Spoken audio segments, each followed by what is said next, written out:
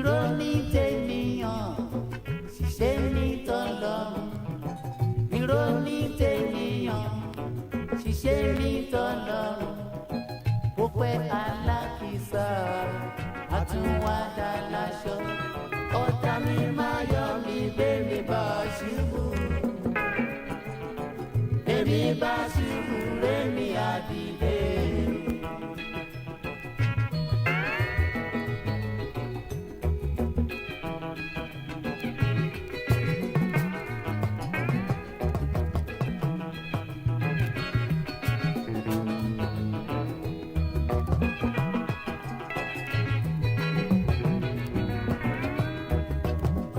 Bàbára tún pàdé lórúkọ Jésù ká sì máa tẹríba lábẹ́ ẹsẹ̀ rẹ̀.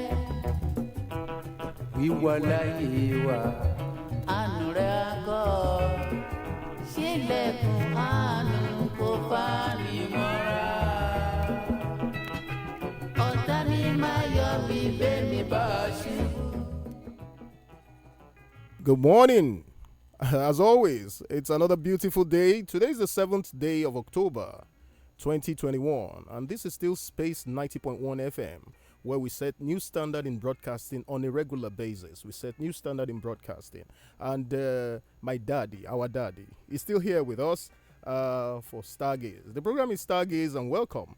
Welcome. Today promises to be very, very exciting, informative, educative, and you will be sure glad that you joined us on the program. This is Stargaze. I am Ambassador Demola Sanyaolu, and with me, the Èèkefà Olubadan of Ibadan land. Olóyè Lekan Alabi is still here. He's our father, he's our mentor, he's our big daddy. He's always standing by us all the time, and we give him credit. Emi Yogunsa. The program is still Stargaze. Don't go anywhere. I'll be right back in a moment.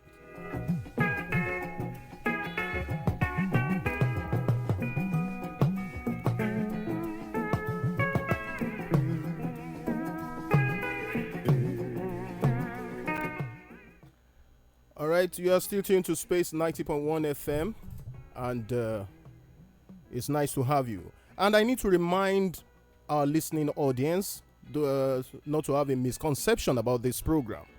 The objective of this program is not for praise singing, adulation, or glamorizing any individual. Its major purpose is to showcase the positive roles of those personalities we discuss and their positive influence and impact on our society, as well as allowing others to learn from their positive strides and take a cue from them. This program also wants the younger generation to learn from lessons of our heroes, either alive or who have gone to afterlife. That is our role here. We are not adulating or glamorizing anybody. And I'm sure you will agree with me. Good morning. This is Space 90.1 FM. The program is about to kickstart.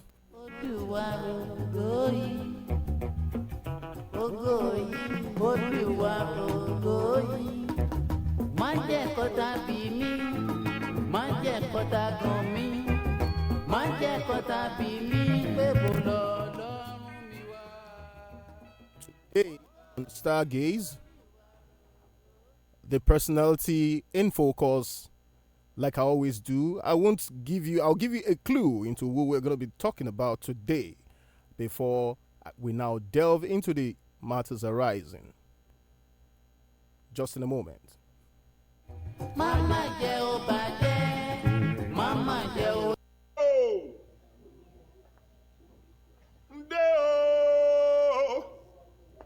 Nde, ẹ má jí ire lọ́pọ̀ lé Adéyẹmí o. Bó bá wẹ̀ mọ́ kó jí ire. A fi ìbòjó jí ire lọ́sàlẹ̀, bó bá wà fi ìbòjó kó jí ire.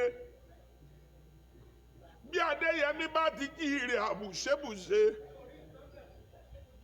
Láìwọ̀lá kòkòkòkòkòkò bí wá agbára bí ọ̀tá. Wèrè pé níbi kan àgbà mú gbogbo ara ní fi jó ni. Àtàndá bí òwòdò àti wẹ́sí. wọ lábí òfòdò ariwo ẹṣin. Agídí ìbejì tí fi jóná mọ́lé bàbá ìbejì. Kò rẹ́ni bàjẹ́ àwò kiri kọ̀rọ̀kọ̀rọ̀. Agbára òjò tí bá ní ìjà àgbòde bàbá ẹni lọ́wọ́ ẹni. Tèmi kúkú látàn dá ọba Lámídì ti jẹ́ láìwọ́lá. Ìbẹ̀rù àtàndá. Ìjáyà látàndá. Ìjàngbọ̀n látàndá. Ikú tí ké mọ̀mọ́ kó tó pa ni. Ikú àrùn òfò ohun àdánù. Àtàndá ikú tí kú ò gbọ́dọ̀ pa Adéyẹmí wá sanwó bàbá. Àrùn tárùn ò gbọ́dọ̀ ṣe. Òfò tó fò gbọ́dọ̀ ṣe bàbá yín. Àkóbá ilé ni ó àdábá òde. Àdábá ilé ọmọ àkóbá òde. Ikú tí pọmọ tí bàbá dúpẹ́ l'Adéyẹmí. Àrùn tí ń sọmọ tí ìyá ò gbọ́dọ̀ sọ̀rọ̀. Thank you so much for staying tuned. The program is Stargaze. And with that, I believe you have a clue of our Stargaze guest today on the program. Alaafin. Alaafin of Oyo. Ọba Lámídì Adéyẹmí III. Ikú bàbá yèyé. Èèkefà Olubadan. It's nice to have you. Thank you once again. Anytime you are on the show like this, your mind roves around to the past, to the present, and to the future. I always see you gazing and reminiscing about the past, and then ruminating about the present, and then hoping for a brighter future. Olóyè Lekan Alabi, what's on your mind? Thank you very much. As you have stated, Stargaze, otherwise Ayedun in Yoruba, is a spotlight on our heroes and heroines, either dead or living, and their good and heroic deeds for present generations to tap from and for the future. So it has no color, no religious coloration, but just heroic deeds and no gender relation, heroic performances that this generation should learn from and expand. All right, Olóyè Lekan Alabi has just given a recap of what I stated earlier. That's the essence of the program. Alaafin, literally meaning the owner of the palace in Yoruba language, is the title of the emperor of the medieval Oyo Empire and the present-day Oyo town of West Africa. Alaafin ruled the Oyo Empire, which extended from the present-day Benin Republic to Nigeria, originating from states in the southeast and west to the north. The people under him are called Yoruba and spoke Yoruba language. The Alaafin of Oyo in Yoruba mythology and history is said to be one of Oduduwa's 7 grandsons who later became kings, forming the bedrock of Yoruba civilization. The title was retained after the fall of Oyo Empire as the official title of the ceremonial ruler of the contemporary natives of Oyo in Nigeria. As of 2021, the Alaafin of Oyo is Ọba Lámídì Adéyẹmí III, who is the 45th Alaafin and he celebrated his 50th year on the throne. Ọba Lámídì Ọláyíwọlá Adéyẹmí III, Ikú bàbá yèyé Alaafin of Oyo, is the permanent chairman of Oyo State Council of Obas and Chiefs, the grand custodian of Yoruba culture and tradition, and the emperor of Yorubas. Alaafin of Oyo. Alaafin. Olóyè Lekan Alabi, you have something else to add to the profile. Not as such, but to recap that Alaafin was the emperor of the old medieval Yoruba Empire.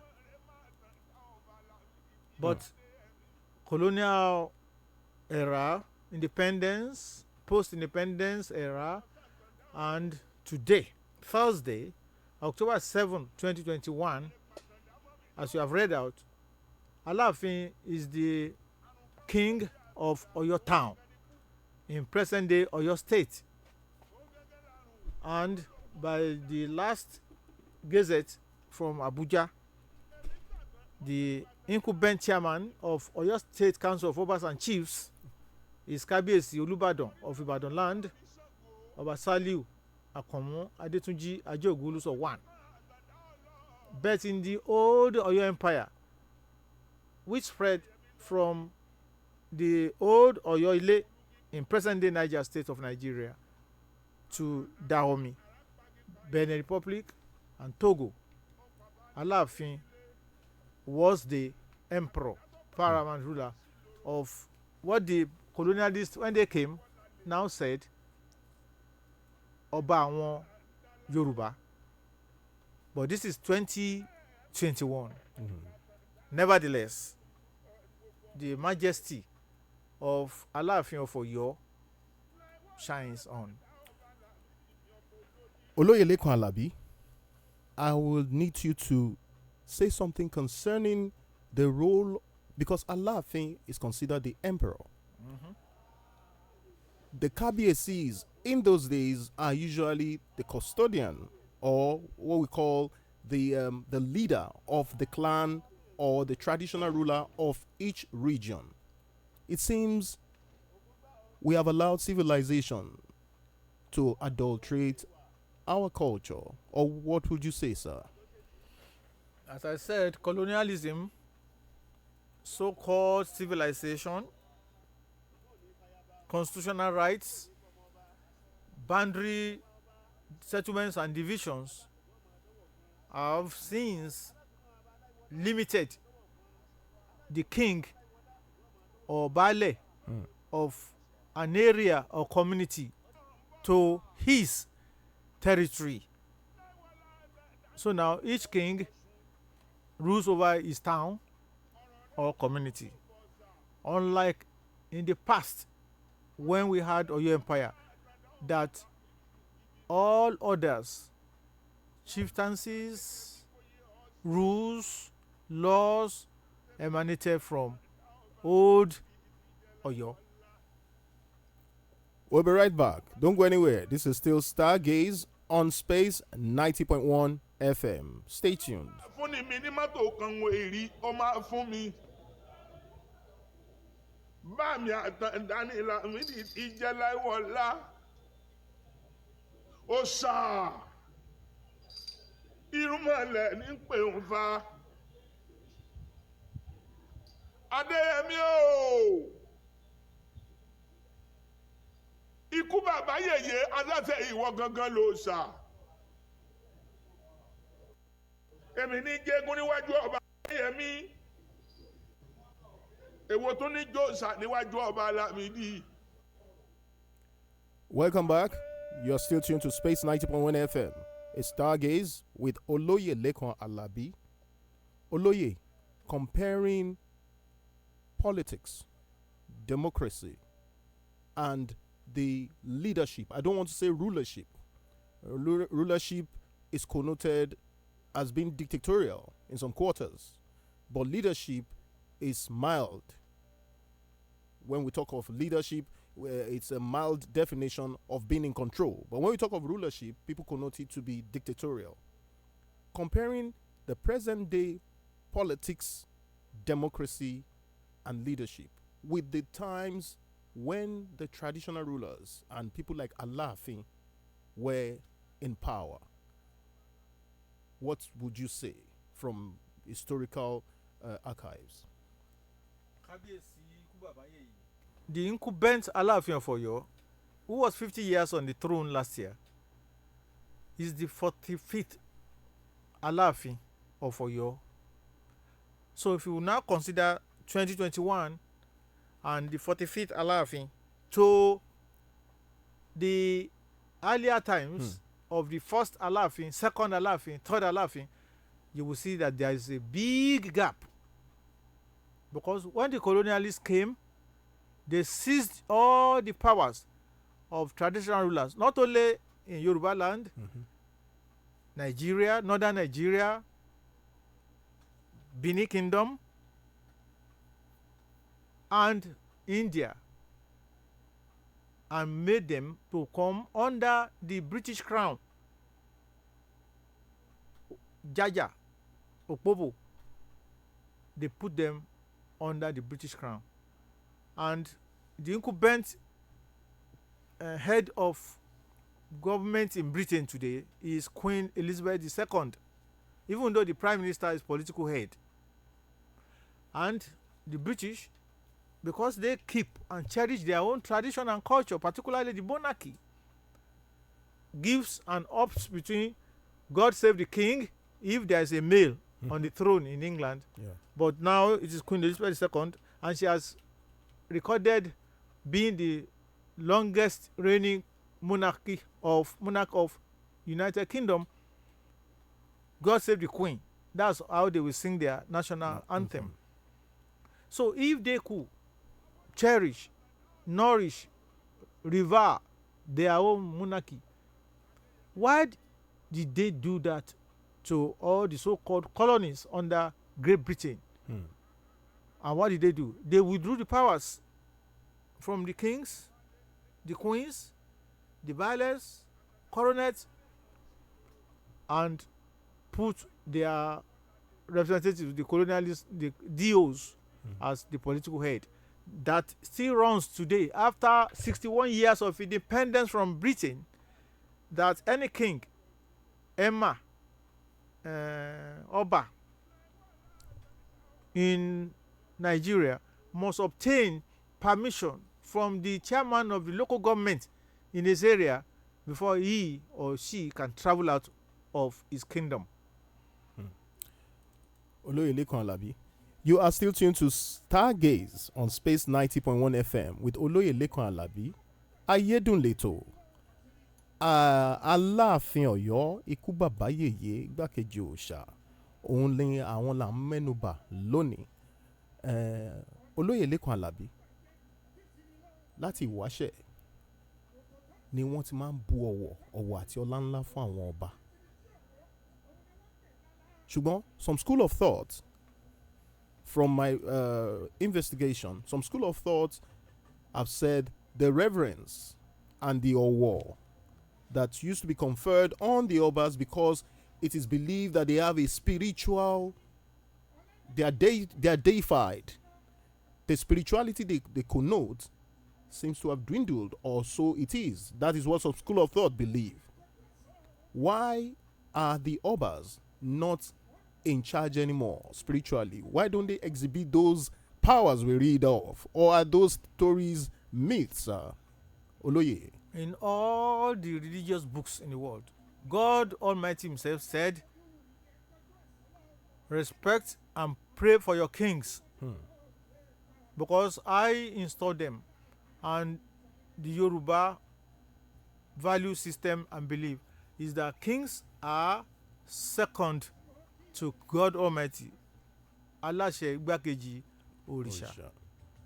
Before the invasion of Britain and all these foreign forces and philosophies, the king is the representative of the kingdom's tradition and culture. So that's the symbol of a community or area, and they are still defied till today. But you can't rule out, I don't want to call them rebels or foreigners who don't value the tradition and culture of their host communities. The reverence is from God Almighty, and kings and queens, but now king must be revered and prayed for as ordained by God Almighty. But Yorùbá ṣe wọ́n bá perí ajá wọ́n á perí ìkòkò tó ń fi sè. Àwọn Gẹ̀ẹ́sì àwọn náà wá tójú bọ ilẹ̀ bí kò dẹ̀ ń ṣe bí nìkan wọ́n tójú bọ gbogbo àgbáláyé. 3/4 of the whole world was once ruled by Great Britain, including United States of America, until America took independence by force. So àwọn ń tà àbáláyé tí ò dẹ̀ ní parẹ́ ní àṣà ẹ̀yà kọ̀ọ̀kan. Ọlọ́run ló dá àṣà àti ìṣe ẹ̀yà kọ̀ọ̀kan. So ní ilẹ̀ Yorùbá àwọn ọba di gbákejì òrìṣà. Ó wá kẹ́ni tó fẹ́ wojú ọba àbí tó fẹ́ rọ́ba fín. Arọ́ba fín ọba máa ń pa wọ́n ni. Yorùbá dẹ̀ tún sọ pé àwọn súnmọ́ ọba ní ìwọ̀n ẹgbẹ̀je, àwọn tún jìnnà sí ọba ní ìwọ̀n ẹgbẹ̀fà. Nǹkan tí ó ṣàn tó dá wa lójú ni pé kò ń ṣe pé ọba tá à ń wò nínú àwòrán àbí táwọn tán fún wa láyè tán tá a rí wọn tán ń sọ̀rọ̀ níta àbí tí ẹnìkan bá ṣe kábàkàbà tó rò pé òun ti fọwọ́ kàn wọ́n àwọn kọ̀ ní tí wọ́n ń pè ní spirituality. Ojú ò lè rí, ọwọ́ ò lè gbámú. Ẹ ń bá dẹ̀ ti ṣe mọ̀nàmọ́ná bóyá ó gbèrò bú sọ́ba ni o ó rọ́ba fín ni o kò ń ṣe jọ́ tọmọdé bá na ìrókò ní ojú rẹ̀ ọjà o. Nítorí Ọlọ́run wí ni pé ẹ ṣàdúrà fún àwọn ọba yín kẹ́ ẹ sì bọ̀wọ̀ fún wọn. So ọwọ́ yẹn ò ní tán lára ọba títí láé. Àwọn ni aṣojú igbákejì Olódùmarè lórílẹ̀ àgbáyé. Ṣùgbọ́n òṣèlú ọ̀làjú ibi tí mo fẹ́ mẹ́nu lọ. Òṣèlú ọ̀làjú àpàpàǹdodo ó wá jẹ́ kí àwọn pàápàá jùlọ àwọn tán kì í ṣe ọmọ ọlá kí wọ́n máa sọ pé kí ni ọba wo. Ètò òṣèlú olóyè níbi tẹ́ dé yẹn mo fi owó àtọmọ mo fi dín lẹ́nu. Òṣèlú àti ìfọbajẹ ọ̀tọ̀ọ̀tọ̀ ni ṣùgbọ́n ó dà yín pé ètò òṣèlú ti wá darapọ̀ mọ́ ètò ìfọbajẹ. Ṣé àwọn alálẹ̀ ló ń yan torí àwọn Yorùbá gbàgbọ́ pé alálẹ̀ ló máa ń yan ọba, ẹni tí Ifá bá yàn ló yẹ kó wà ńbẹ̀. Ṣùgbọ́n ètò òṣèlú ń sìn lérò ọkàn tiyín ètò òṣèlú àti ètò ìfọbajẹ ṣé wọn ti da irú mọ́ ṣàpá. Ètò òṣèlú láti di ọba kárí àgbáláyé mo fẹ́ mú ilẹ̀ Gẹ̀ẹ́sì bí àpẹẹrẹ, mo sì fẹ́ mú ilẹ̀ Ìbàdàn gẹ́gẹ́ bí àpẹẹrẹ kejì. K'Olúwa túbọ̀ lọ́ra ẹ̀mí Queen Elizabeth II ti ilẹ̀ Gẹ̀ẹ́sì gẹ́gẹ́ bí wọ́n ṣe ń ṣe tiwọn. Ó ti dájú pé tí Queen Elizabeth bá dàgbàdàgbà tó bá lọ ọmọ ẹ̀ ọkùnrin àkọ́kọ́ Prince Charles ló máa bọ́ sórí àga yẹn tí wọ́n nu àti àwọn ìlú míì ìdílé méjì ìdílé kan ṣo ìdílé bíi mẹ́ta ló ń jọba ń bẹ̀ tó máa pín tó máa rotate láṣà ilé ìbò. Bọ̀ ní ti ilẹ̀ Ìbàdàn ohun tó ń sọ ni wípé ọ̀rọ̀ Olúwa ọba kò ní ṣaláìṣẹ. Àyànmọ́ ni kádàrá ọba jíjẹ ní ilẹ̀ Ìbàdàn. Àyànmọ́ ẹ̀ ń bá máa di Olúbàdàn ọ̀run ni ó ti gbé adé wá sí ayé ń bí. Ṣùgbọ́n ọba tó bá ń sì ń fẹ́ ọ̀wọ̀ àti àyẹ́sí fún ara ẹ̀ ó gbọ́dọ̀ jẹ́ bàbá gbogbo ẹ̀sìn bàbá gbogbo ẹgbẹ́ òṣèlú. Wọ́n gbọ́dọ̀ mú ọba mọ́bì kan pé ẹ̀ẹ̀kan gba káàdì ni ọmọ ẹgbẹ́ ìṣèlú àìní torí kíni ọ̀pọ̀lọpọ̀ gbà ní èròǹgbà ènìyàn pé ẹgbẹ́ tó máa wọlé ni wọ́n máa dìbò ẹgbẹ́ tó máa wọlé ni tí wọ́n bá lọ wọlé ńkọ́ àwọn tí ọba yẹn tó ti kọ̀yìn sí wọ́n wá gba ìjọba ẹ rò pé wọ́n wà fojú re wo ọba ni. So ọba tó bá ń fẹ́ ọ̀wọ̀ àti àyẹ́sí fún ara rẹ̀ yóò máa sọ fún gbogbo oní ẹgbẹ́ òṣèlú gbogbo ẹlẹ́sìn èmi bàbá gbogbo yín ni mo jẹ́ mi ìníyàn ẹnìkan ní pọ̀ṣìṣìn. Ayédùnlẹ̀tò Stargaze àlejò wa àwọn náà ní àlejò wa látilẹ̀ Olóyè Lekan Alabi Èèkefà Olubadan tìlú Ìbàdàn. À ń bọ̀ à ń tẹ̀síwájú. ìgbà fojú ti ní ọ̀làwọlé tòlá wọ́n ní kọjú ẹ̀ sí náà.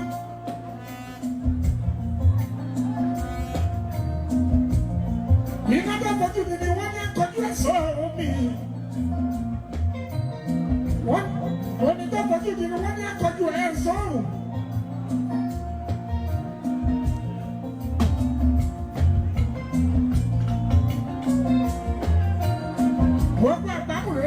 fojú ní ẹ̀kọ́jú ẹ̀sán lọ́wọ́ ọmọ Ọláyíwọlá àtọ̀dá ikú kan tí kúkọ́ lè pa Ọláyíwọlá Alaafin ní ìgbà yẹn ni mo ṣe.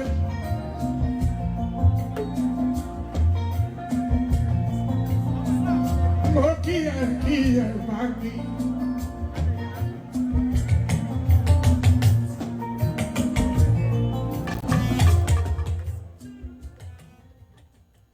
Ẹ káàbọ̀ padà sórí ètò Stargaze on Space 90.1 FM, and my guest, our father, is Olóyè Lekan Alabi, the Èèkefà Olubadan of Ibadan. Our reason today for showcasing Alaafin of Oyo is for no other reason. It will be 83 next week, precisely on the 15th of October 2021. And we showcase him to represent other traditional rulers, to showcase the roles of traditional rulers and some of his achievements while he has been on that throne of his forefathers. Olóyè Lekan Alabi, in your interaction as a traditional chief in Ibadan land, your interaction with the Alaafin, are there notable features that the Alaafin has that is peculiar to him? Alaafin bẹ́ẹ̀ni sà. Ṣé ó ní àwọn kankan pàtó tẹ́ rí tó dá tayọ láàrin àwọn ọba tí Alaafin fúnra wọn ní? Wọ́n máa pé ọdún mẹ́tàlélọ́gọ́rin níjọ́ mẹ́jọ. Lágbára Ọlọ́run. Kí làwọn kan ẹ ti bá wọn rìn ìrìn àjò díẹ̀? Àwọn kan ò lè rí tó tayọ tẹ̀ wò pé mi ò sábà rí nǹkan báyìí lára àwọn ọba tó fi hàn pé Aláàfin fúnra wọn igbákejì òòṣà ni. A dúpẹ́ lọ́wọ́ Ọlọ́run. Ìròyìn ti jáde nínú pépà, rédíò, tẹlifíṣàn láàárọ̀ yìí pé igi ńlá kan wó ní Ọ̀yọ́ tégbòtégbò. Kílẹ̀ tó mọ́, igi ńlá yẹn tún ti sọ padà sáyé rẹ̀. Ó gbéra sọ ó dúró. N tí ń fi fún ọ ní èsì nu. Èèmọ̀ tán bá ní èèmọ̀ àwọn àkàndá ènìyàn, bó ti jẹ́ pé àtàndá ni oríkì kábíyèsí Aláàfin Ọ̀yọ́ Adéyẹmí, ẹni tí ó lè sọ àwọn tí wọ́n lè dáhùn ìbéèrè gangan direct, àwọn ni Dr. Victor Ọmọlolú Olúnlọ́yọ̀, tí wọ́n ti fìgbà kan jẹ́ gómìnà ìpínlẹ̀ Ọ̀yọ́ àtijọ́ rí, ṣùgbọ́n tí wọ́n jẹ́ kọmíṣánná lábẹ́ àwọn ìjọba ológun Western State. Àwọn ni kọmíṣánná fún ọ̀rọ̀ ìjọba ìbílẹ̀. Tí kì bá wá ṣe Ọlọ́run, tí ìbá ṣe ọlá Ọlọ́run àti àwọn olóyè Ìbàdàn kan tí àwọn náà dẹ̀ di Olúbàdàn padà. Ọ̀tọ̀ mà ní ẹni tí ìjọba ológun fẹ́ gbé kọjá Aláàfin ní ọdún tí kábíyèsí Lámídì Ọláyíwọlá Adéyẹmí di ọba. Tí ò bá ṣe ọlá Ọlọ́run àti nǹkan tí àwọn olóyè Ìbàdàn ṣe, pàápàá jùlọ Dr. Victor Ọmọlolú Olúnlọ́yọ̀, èyí tá à ń wí kọ́lá mọ̀ wí o. So tẹ́yìn bá ti wo ìgbésí ayé àwọn ẹ̀dá kan tó bá ti ń jẹ́ èèmọ̀ kéèyàn má túṣu désàlẹ̀ kókó, iṣẹ́ Ọlọ́run àwa má rí di ni o, kéèyàn ṣàgbà fọlọ́run. Unsearchable. Kéèyàn gbà pé àkàndá ni ẹni èèyàn wá fọlá tiẹ̀ tọrọ. Gẹ́gẹ́ bó ṣe ní pé àṣepọ̀ ọmọ kékeré mo jẹ́ sí kábíyèsí ọba Lámídì Adéyẹmí. Ibi àkọ́kọ́ tí a lè sọ pé ó ti bẹ̀rẹ̀, tí mo dẹ̀ ń fi tọ̀wọ̀tọ̀wọ̀ sọ nǹkan tí mò ń sọ yìí, ni wípé ẹni tó bí lé bàbá tèmi, my father of blessed memory, Papa Abdulrahim Oladosu Alabi alias Right Time, àbúrò rẹ̀, àwọn náà ti kú kọ́lọ́ ń dẹlẹ̀ fún wọn, Alhaj Abdulaziz Kọ́lápọ̀ Alabi, máníjà Texaco lọ́yọ̀ọ́ láti 1962. Ọ̀nkù mi ni wọ́n ṣí Texaco filling station tó wà ní ọjà Akẹsàn, àwọn náà ṣí fún. So àtìgbà yẹn lèmi ti ń lọ ṣọlidé lọ́yọ̀ọ́. Akẹsàn dẹ̀ ní tẹ́yàn bá súfè wọ́n á gbọ́ láàfin, wọ́n á gbọ́ láàfin ọba Aláàfin Ọ̀yọ́.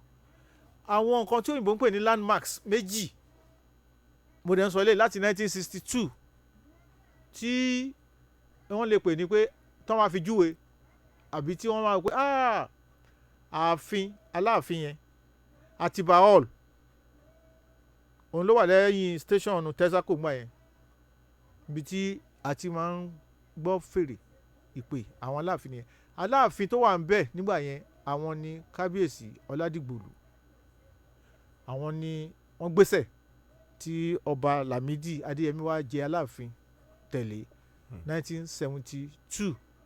tí ìbá ṣe bó ṣe sọ lẹ́ẹ̀kan wọ́n ti kún, ṣùgbọ́n Dr. Olúnlọ́yọ̀ as commissioner for local government ó da gbogbo kìíní yẹn rùn, ó dànù ní kábíyèsí ti ọdún èsì ni a lọ ṣe 50 ọdún tí ọba Adéyẹmí ti jẹ oyè kẹrẹkẹrẹ bẹ́ẹ̀. 1983 Chief Bọ́lá Ìgè San àwọn ni governor Old Ọ̀yọ́ State, ṣùgbọ́n ní 1980/81 tí Ọọ̀ni àná ọba ọkùnrin Adésíjúwadé tí wọ́n gba ipò bàbá Ọọ̀ni Adésọjí Adérẹ̀mí àtìgbà yẹn ni gbódò ńrọ́ṣọ ti wà láàrin Aláàfin Adéyẹmí kẹta àti ọ̀pọ̀lọpọ̀ gómìnà ìpínlẹ̀ Ọ̀yọ́. So ní 1981 mo sì wà ní ibi tó ń pè ní NTA Ìbàdàn Network Center ń sìn gbà yẹn NTV press conference tí Chief Bọ́lá Ìgè tí wọ́n address ní the same Executive Council Chambers Ọ̀yọ́ State Governor's Office Treasury Building. Ọ̀pọ̀lọpọ̀ mọ̀ pé ibi tí wọ́n ń pè ní Governor's Office yẹn orúkọ ẹ̀ originally ní Treasury Building because that building is fashioned after a similar structure in Accra, Ghana during colonial days. So kí ni topic? Chief Bọ́lá Ìgè ó ń gbọ́ rò pé Aláàfin Adéyẹmí wọn ò fẹ́ gbà pé Ọọ̀ni Okùn Adésíjúwadé ni permanent chairman Ọ̀yọ́ State Council of Obas and Chiefs. Mo wà ńbẹ̀ ní live torí mo lọ cover fún television station wa ni. Màá try kí n quote. I still have a copy of that speech. 2 weeks ago Múyìwá Ìgè came to my house to do some research. Ó mi orí ẹ̀ ní yẹn Múyìwá gbà tó mo fún ní statement Chief Bọ́lá Ìgè, Governor Bọ́lá Ìgè. In that text, Governor Bọ́lá Ìgè now said, it is we. Ṣé mo kò tí gómìnà wá pé we? Ó sọ pé èmi àti ìjọba mi Only it is we who will choose the venue, time and style of the war. Ẹni tó bá fẹ́ yájú sí ìjọba òun àwọn làwọn máa ṣó dẹ̀ mọ̀ pé Adéyẹmí second kábíyèsí Aláàfin tó ń jẹ́ bàbá wa nísìnyí àwọn àti ìjọba action group lábẹ́ ìjọba àkóso Chief Ọbáfẹ́mi Awólọ́wọ̀ wọn kólà àgbà tí wọ́n lé bàbá Adéyẹmí ọba Adéyẹmí 2 kó lórí ìtẹ́. So nǹkan tó máa ń pè ní history repeating itself ìgbà yẹn ó ń bọ́ bùbọ̀.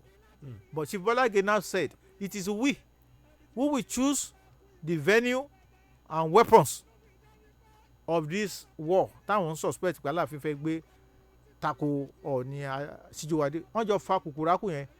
Okay, Chief Bọ́lá Ìgè àwọn Fedeco wọ́n ní a lose election 83 wọ́n lọ.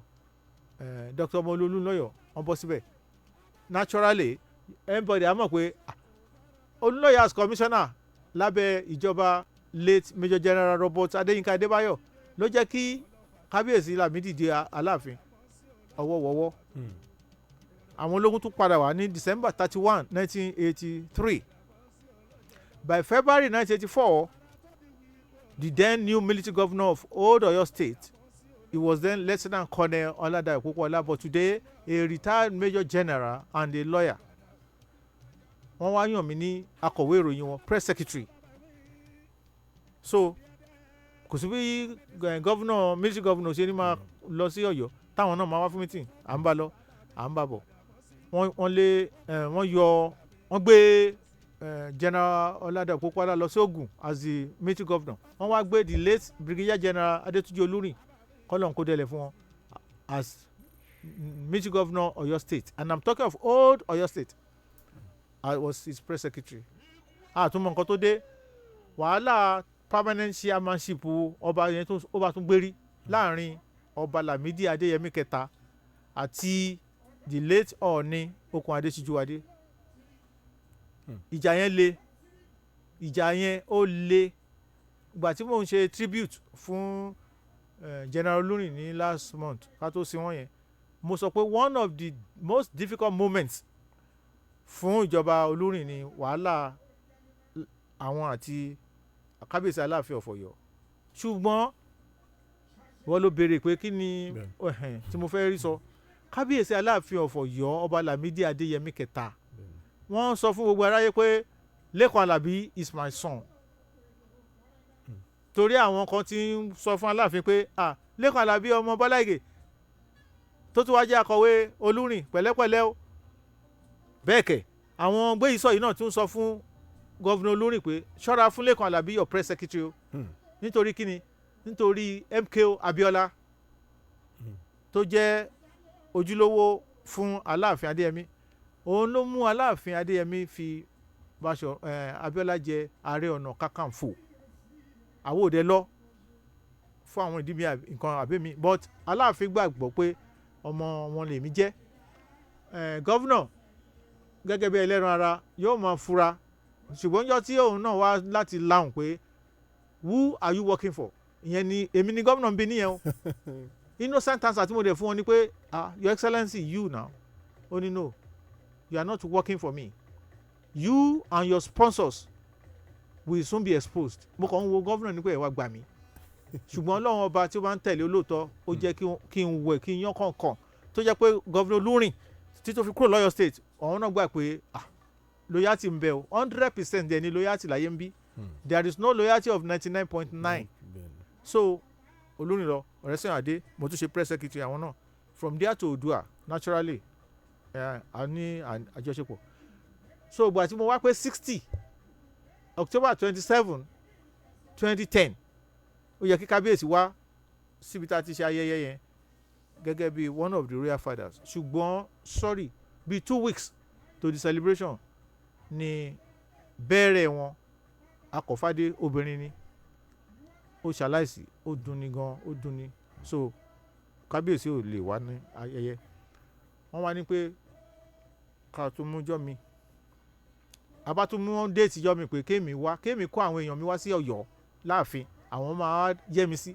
àwọn máa dáná oúnjẹ àwọn á dẹ̀ sọ̀rọ̀ kan táwọn ò sọ gbangba rí mo bá dẹ̀ sọ fún ara lé mi pé kábíyèsí Aláàfin máa fẹ́ host mi ó kọ̀sẹ̀ kan tá a máa mú ní creator of Fuji music bọ̀dá Síkírù Àyìndé Barrister MFR làwọn náà jáde láyé àwa sùn síwájú ọjọ́ ṣàpèjọ kan adé ààfin kábíyèsí wọ́n ti pe gbogbo oníròyìn wọ́n tún ní kí n pe àwọn Ọ̀yọ́ State Council of NUJ wa led by Èkùrọ́ Amẹ́ríkà ló wá sí chairman nígbà yẹn aṣáde ààfin wọ́n filé pọn tí wọ́n fọ̀nà roka èmi wá ń wò lọ́kàn mi pé kí aláàdé báyìí bó ti hùn kí n jẹ́ ọmọ wọn tó mi ò máa ń ṣe ọmọ Ọ̀yọ́ Ìbàdàn ni mí ìgbà tán wọ́n fẹ́ sọ̀rọ̀ kábíyèsí wa ní n táwọn ṣe ní pé kí n kó oníròyìn wá àwọn dẹ̀ tún ti pé gbogbo oníròyìn tó wà tẹlifíṣàn rédíò and newspaper tó wà lọ́yọ̀ town gbogbo wa la péjú síbẹ̀ àtàwọn aráalé mi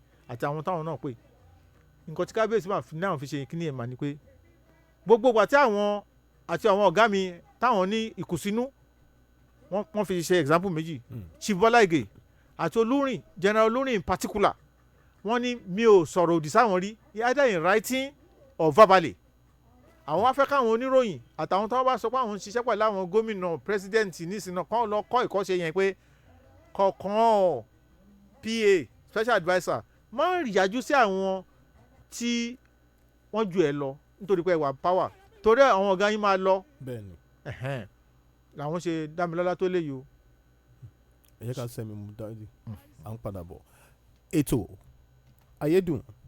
You are still on to Space 90.1 FM and the program is Stargaze with the Èèkefà Olubadan of Ibadan, Olóyè Lekan Alabi.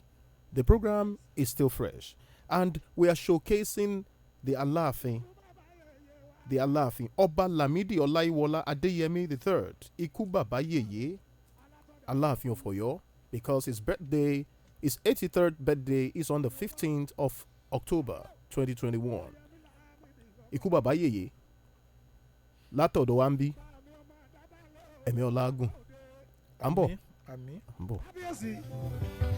Lámìdí bàbá kò fàdé.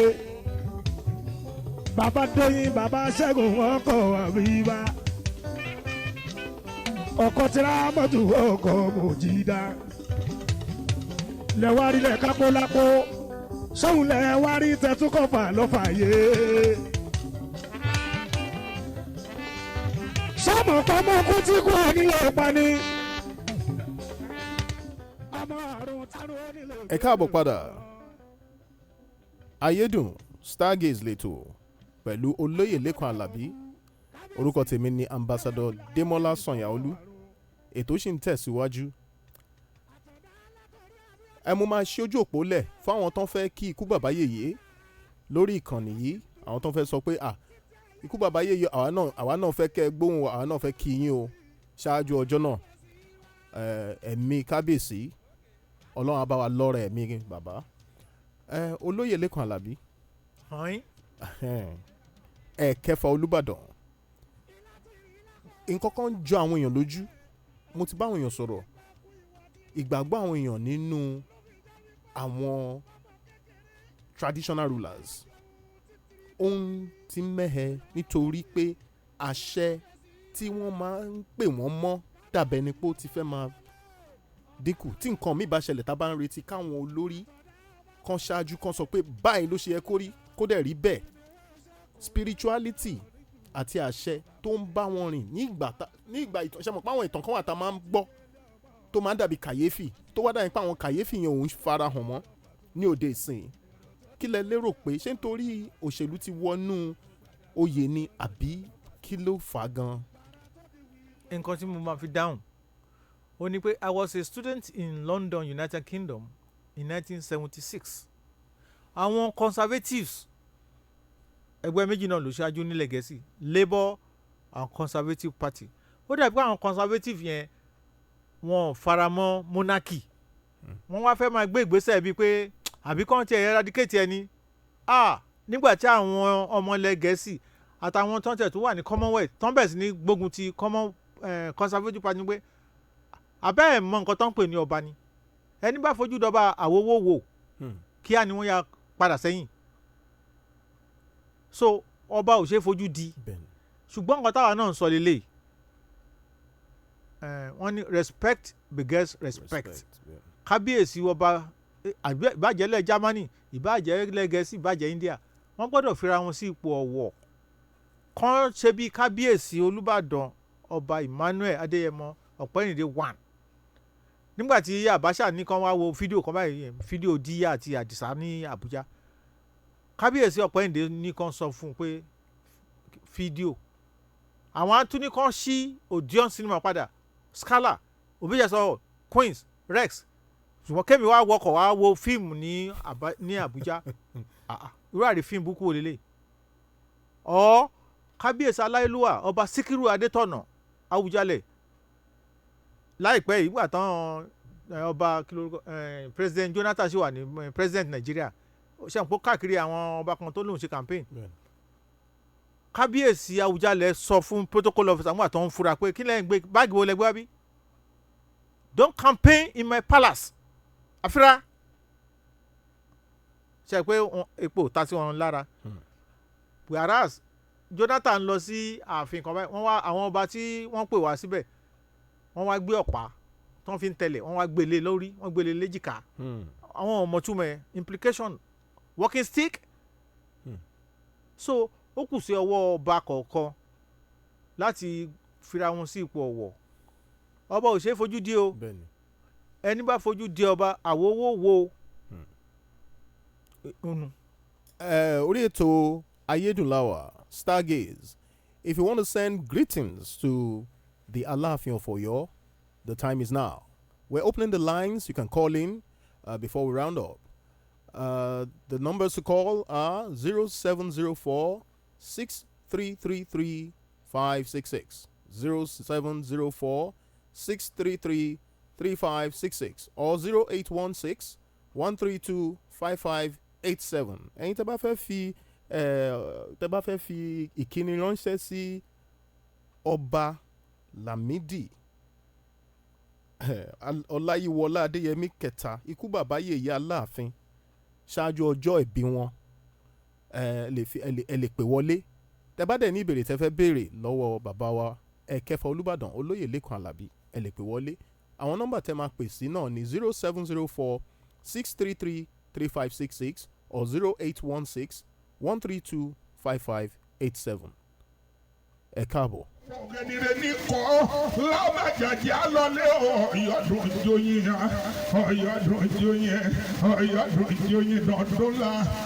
dọ̀dún la láàbí ọ̀yọ́ kúkúrú jó mìíràn láàbí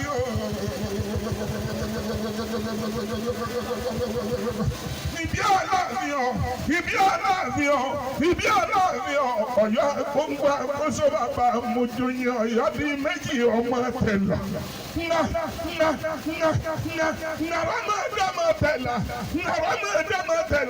nàrọ́mọdọ́mọtẹ̀lá tí ìjọba lóde ọ̀yọ́ jọ sí ọba bàdélé kí n tó padà lẹ́yìn. Thank you for staying tuned to Space 90.1 FM. The program is still Stargaze, and our star, whom we are gazing at today, is the Ọba Lamidi Alaafin of Ọ̀yọ́, Ọba Lamidi Ọláyíwọlá Adéyẹmí III, Ikú Bàbá Yèyé, the Alaafin of Ọ̀yọ́.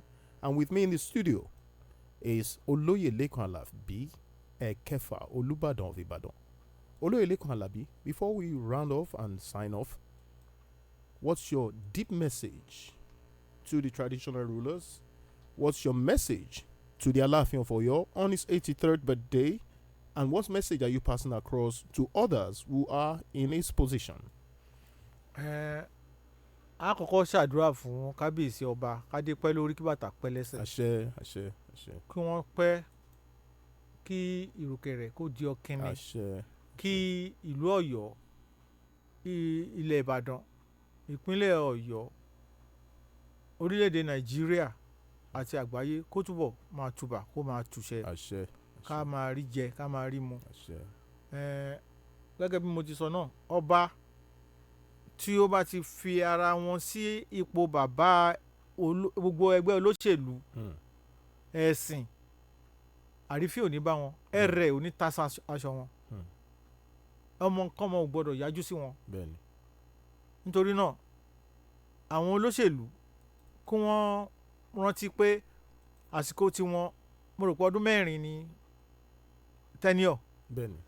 Òfin gbà àwọn kan tó ṣe kan dìbò ẹlẹ́ẹ̀kejì, so àwọn yẹn 4 times 2 torí constitution sọ pé 4 times 3 ọdún 8 ni wọ́n lò ń bẹ̀. Bẹ́ẹ̀ni. O mọye gómìnà ológun àti alágbádá tí Aláàfin Adéyẹmí ti lò. Ó jẹ Aláàfin láyé gómìnà military governor Adébáyọ̀, successor Adébáyọ̀ military governor Brigadier Olúwọlé Rótìmí, successor Rótìmí David Jẹ́mibẹ̀wọ̀n, lẹ́yìn Jẹ́mibẹ̀wọ̀n Tafa, Bọ́lá Ìgè, Olúnlọ́yọ̀, Ọládàpọ̀ Pópóọlá, Adétúnjí Olúrìn, Ṣàṣà Ènìyàn Ọ̀rẹ́sànyà, Àdìsá, Ọ̀yáhìrè, Bàbá Adésínà Lam, Gọ́vnọ̀ Rashidi Ládọjà, Gọ́vnọ̀ Adébáyọ̀ Akálà, Gọ́vnọ̀ Ajímọ̀bí, now Gọ́vnọ̀ Ṣèyí Mákindé àbí àti bẹ́ẹ̀ bẹ́ẹ̀ lọ. Kò dẹ̀ ń ṣe bí nìkan anywhere ní Nàìjíríà àtàgbà aláyé ni o. Queen Elizabeth II, by the Constitution of Britain, she is the head of government. Political leader is the prime minister, but they cannot dissolve the parliament without taking permission from the king or the queen. And somebody election here, any candidate or party to wọlé as prime minister must go to the king or queen, now in this instance Elizabeth, to take permission to form the government.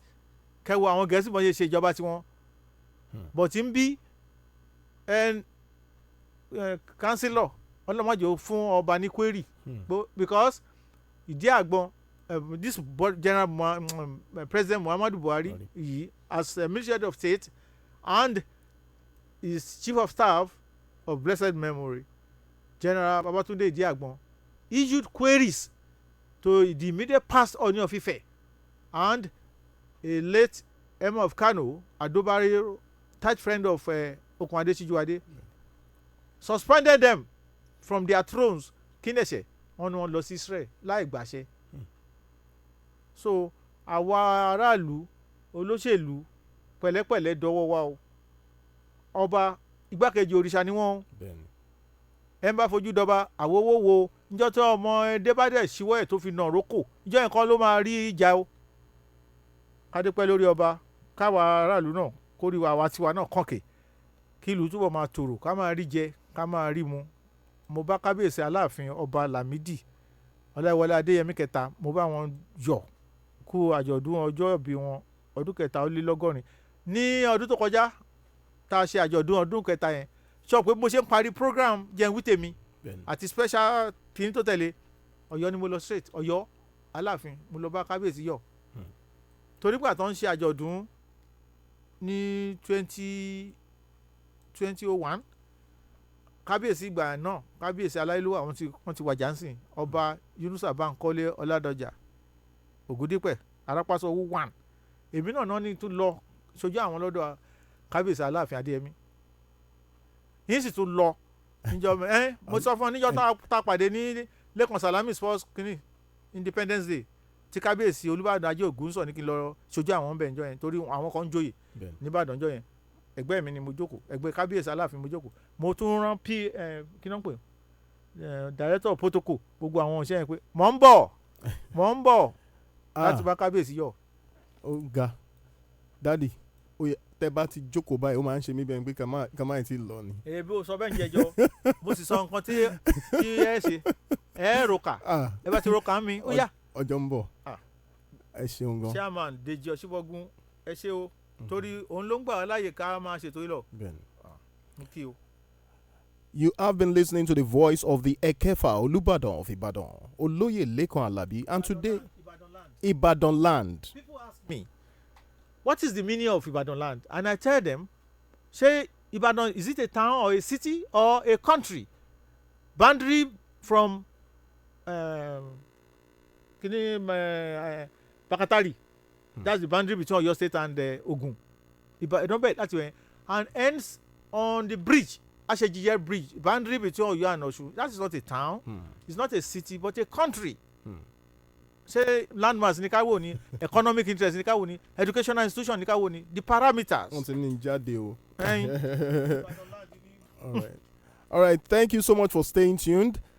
Today we've been showcasing the Alaafin of Ọ̀yọ́, Ọba Lámídì Ọláìwọlá Adéyẹmí III, Ikú Bàbá Yèyé.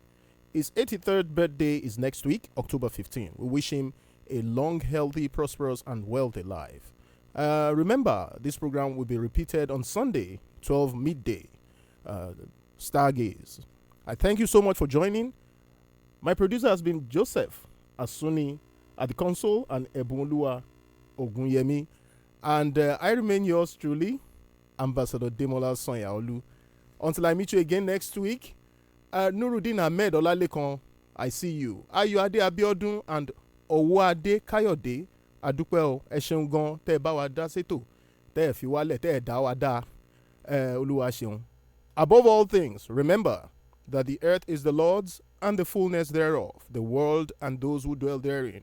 Until we meet again on Stargaze, same time next week, have a productively rewarding day. Good afternoon.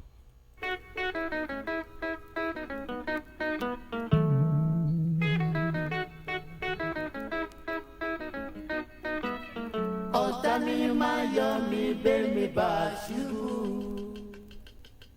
Bẹ́mi bá ṣubú rémi àdìdé.